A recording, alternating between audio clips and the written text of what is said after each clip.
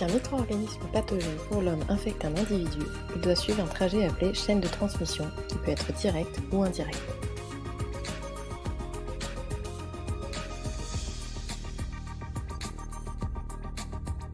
Le virus se multiplie rapidement dans les poumons et se retrouve en abondance dans les sécrétions pulmonaires, nasales et la salive. La personne infectée est qualifiée de réservoir car elle héberge le virus et permet sa multiplication. Le porteur est parfois asymptomatique. La personne réservoir est contagieuse sans le savoir.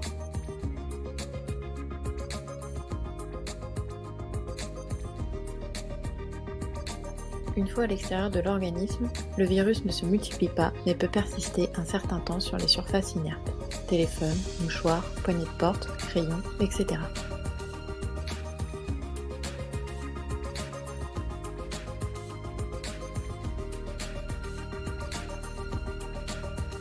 Une seule gouttelette contient des dizaines voire des centaines de virus.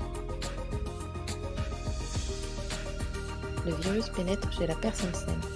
Lorsque la gouttelette atteint directement une muqueuse, bouche, œil, nez, ou lorsque la personne saine porte ses mains à la bouche, au nez ou aux yeux après avoir touché un objet contaminé.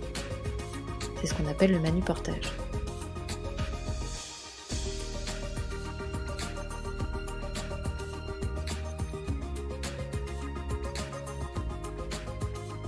Les gestes barrières provoquent la rupture de la chaîne de transmission du virus.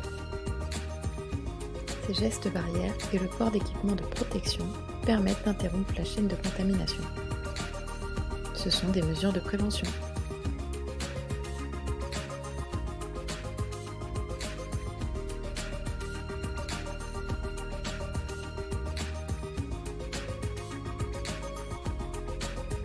Le savon agit de deux manières.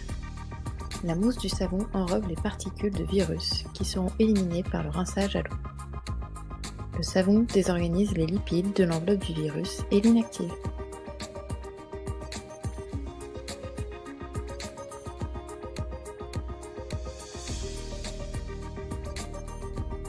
Le gel hydroalcoolique inactive le virus.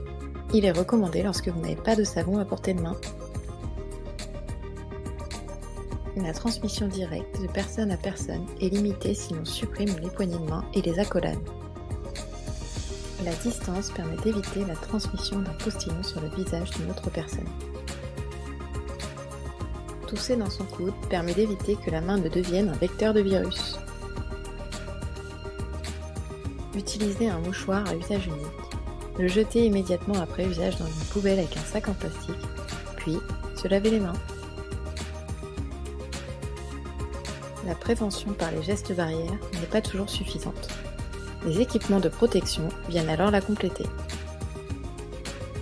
Quelle est la différence entre un masque FFP2 et un masque chirurgical? Le masque chirurgical permet d'arrêter les gouttelettes émises par la personne infectée et bloque donc la chaîne de transmission du virus dès la porte de sortie. Ce masque est un équipement de protection des personnes voisines. C'est un équipement de protection collective. Les personnels soignants doivent porter des masques filtrants appelés masques FFP2 ou N95. En effet, le personnel médical est en permanence au contact de personnes infectées dans un environnement confiné riche en gouttelettes virales. Ces équipements de protection bloquent la porte d'entrée. Le masque doit être positionné de manière à ce qu'il recouvre bien le nez et la bouche. Il faut se laver les mains avant de le mettre et après l'avoir retiré.